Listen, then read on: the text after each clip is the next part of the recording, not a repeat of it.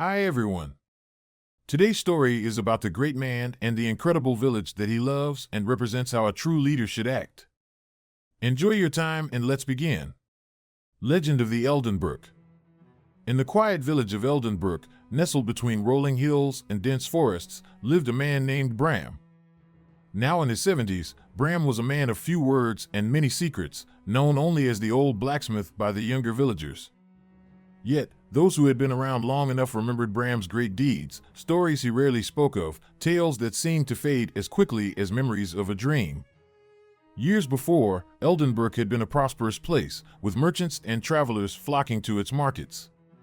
Bram, a young man back then, had been as strong as the metal he worked, and his skill at forging weapons and tools was unmatched.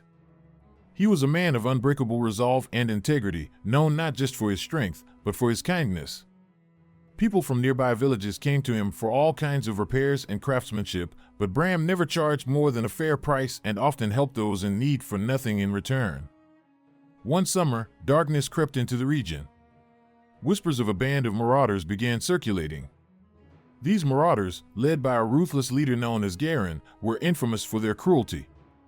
They pillaged villages, taking whatever they wanted and leaving destruction in their wake. When word reached Eldenbrook, the villagers grew anxious, fearing they would be next. They pleaded with the town council, but Eldenbrook had no warriors, no guards, no means of defense.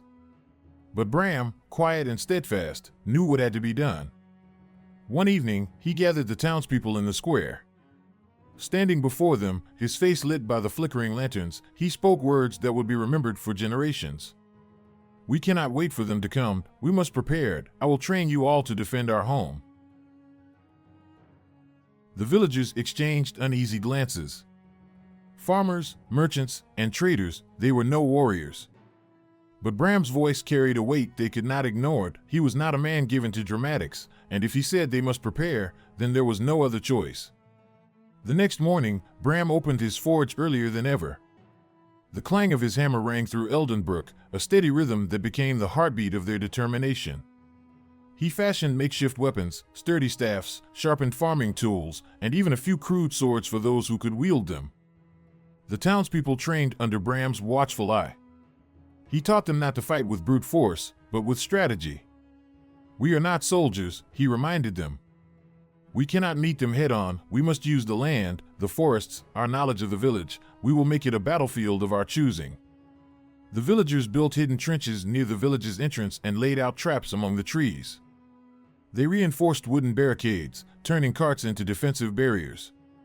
The women and children prepared supplies, bandages, food, and water, while the strongest among them learned the art of wielding a weapon. Despite the growing tension, hope blossomed in Eldenbrook. For the first time in weeks, the fear in their eyes lessened. Then, the day came.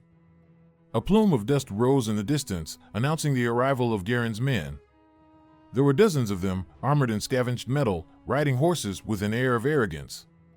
They had crushed countless villages before. Eldenbrook was nothing to them. At the edge of the village, Bram stood with the strongest of his fighters. His once solid build had become a little weaker, his broad shoulders now slightly stooped, but his presence was as commanding as ever. When Garin rode to the front of his men, his scarred face twisted into a grin. "So this is Eldenbrook," he sneered. "I expected frightened rabbits, but I see you have sticks and farm tools. Brave, but foolish." Bram stepped forward, meeting Garin's gaze. "This is our home. Leave now, and you will be spared." Laughter erupted from the marauders. Garin leaned forward on his horse. "And what if we don't?" Bram did not answer. Instead, he lifted his sword high. It was the signal. From the treetops, hidden archers lost their arrows.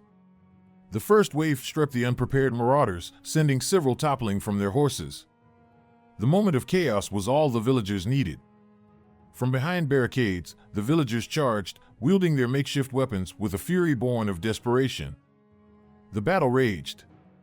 The marauders, caught off guard, struggled against the traps set for them. Pitfalls swallowed riders, wooden spikes halted their advance, and burning hay carts forced them to retreat into the narrow paths of the village, paths the villagers knew well. Bram fought at the front, his hammer a blur.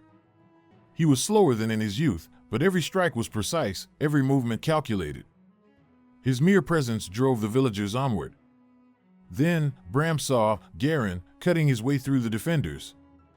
Garin dismounted, sword in hand, his eyes locked on Bram. "Enough of this. Face me, old man." The villagers held their breath as Bram stepped forward. He raised his hammer, its worn handle firm in his grip. Garin struck first, his blade swift. Bram deflected the attack with his hammer, sending sparks flying. He countered with a heavy swing, forcing Garin back. The two clashed, strength against skill, experience against raw brutality. Garin was younger, faster. But Bram had spent a lifetime wielding iron, forging steel, building strength beyond mere muscle. With a final, powerful strike, he shattered Garin's sword. The marauder leader staggered back, eyes wide with shock. Bram did not hesitate. He drove his fist into Garin's gut, then brought his hammer down. Silence fell. Garin lay motionless.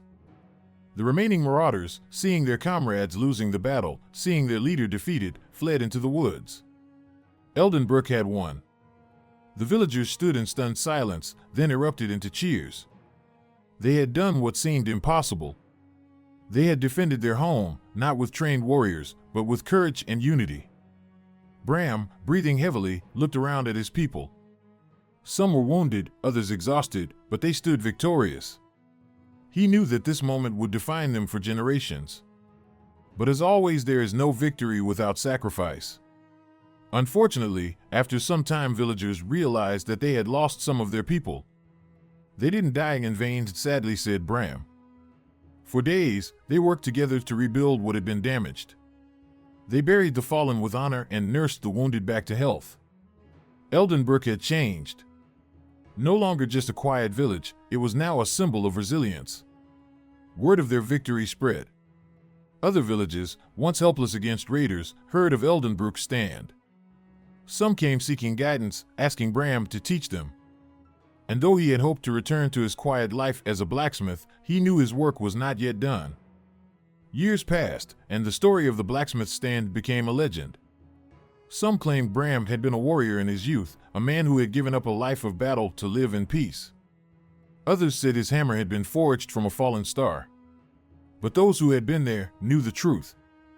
Bram had been no soldier, no hero of old tales. He had simply been a man who refused to let fear rule his home. And in doing so, he had inspired an entire village to stand with him. Eldenbrook prospered once more, its people never forgetting what they had fought for. And though Bram eventually grew too old to work the forge, the echoes of his hammer still seemed to ring in the village square, a reminder of the man who had turned ordinary villagers into defenders of their home. One autumn evening, many years after the battle, Bram sat outside his forge, watching the sun set over the rolling hills. A young boy approached him, one of the new generation. "Master Bram," the boy said hesitantly, "will you teach me to forge like you?"